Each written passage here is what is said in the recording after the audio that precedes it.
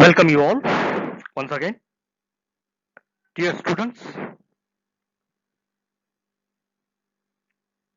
Today's lecture I would like to deal with the classification and description of speech sounds. As I mentioned in the earlier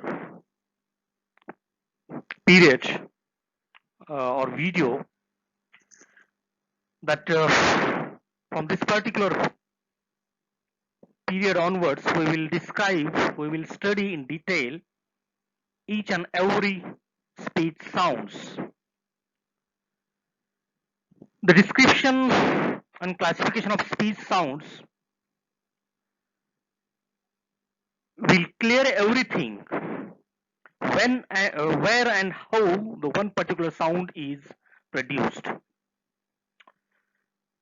Dear students, as we know that in English we have 44 sounds overall, and they are broadly divided into two groups: consonants, which we have in numbers 24, and vowels, which we have in numbers 20. How can we define consonant sounds? How or what does it mean by consonant sounds? How can we define?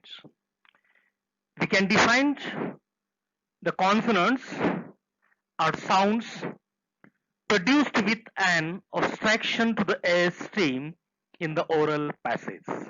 What does it mean? It means that when we know that English sounds are produced with pulmonic aggressive airstream mechanism, means the sounds are produced with the outgoing air, the air which is coming from the lungs, and this particular air which is coming from the lungs, which is abstracted, which is stopped, which is disturbed somewhere in the mouth cavity. And if the sounds are produced with this particular process, it is called as consonant sounds. Whereas vowels are sounds produced easily and smoothly, that is without any obstructions to the air stream in the mouth. The outgoing air is released, or which comes out of the mouth cavity without any obstructions, without any friction, without any disturbance in the mouth cavity. These sounds are called as vowels. Let's switch over to the next slide. Yeah. Now we are going to study in detail about consonant sounds. Now you very well know what is meant by consonant sounds. Consonants which are produced with the disturbance in the air, with abstraction in the air in the mouth cavity. They are called as consonant sounds. Now, while describing consonant sounds, we have to keep in our mind some important things. We have to study consonant sounds at three levels. Listen to me carefully. The consonant sounds are described according to three levels, and they are called as three-term labels. They are described, they are studied at three levels, that is V, P, M. What does it mean? V stands for voiced or voiceless. I think you might have been understood what is meant by voiced and voiceless while talking about speech organs we have discussed. When the lungs releases air, the air arrives at the vocal cords, at the larynx. And at the larynx we have two vocal cords. When there is a considerable vibration of the vocal cords, that particular sound is called as voiced sound. When there is no considerable vibration of the vocal cords, that particular sound is called as voiceless sounds. So V stands for voiced or voiceless. Now the second phase, the second stage, that is P. P stands for place of articulation. Place of articulation means where exactly one particular given sound is produced, when one particular sound is articulated, when particular sound is born exactly in the mouth cavity. That describes the place of articulation, because we know that in consonants the air is stopped somewhere with the help of active and passive articulators. And where exactly that particular abstraction, that particular disturbance takes place, it is called place of articulation. It means that at that particular point, one particular sound is born, is produced, is articulated.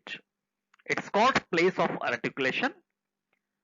Then M, the manner of articulation. Remember, all 24 consonant sounds are divided on the basis of the manner of articulation. We know that English sounds are produced with outgoing air, and this particular outgoing air is released by different ways. And according to the air released by different ways, sounds are divided. So in which manner, in which way the outgoing air is released, it is called manner of articulation. So all 24 sounds are studied on the basis of VPM. Whether the particular sound is voiced or voiceless, where exactly one particular sound is articulated, is produced, that is called a place of articulation, and manner of articulation, in which manner, in which way the air is released. It means that different manners are there, different ways of releasing air is there. In some consonant sounds, the air is completely stopped and then it is released. In the production of some consonant sounds, the air is released continuously. Sorry, it is not stopped. Again, in the production of some consonant sounds, the air is released through the nasal cavity. We have two types of cavities, mouth cavities and nasal cavities. So in English there are three consonant sounds. We will learn it later on, but just I am reminding you that M, N and N, these three consonant sounds are there which are produced through the nasal cavity. So the air is released through the nasal cavity. So that particular manners decides the manner of articulation. So in English it is called three terms labels.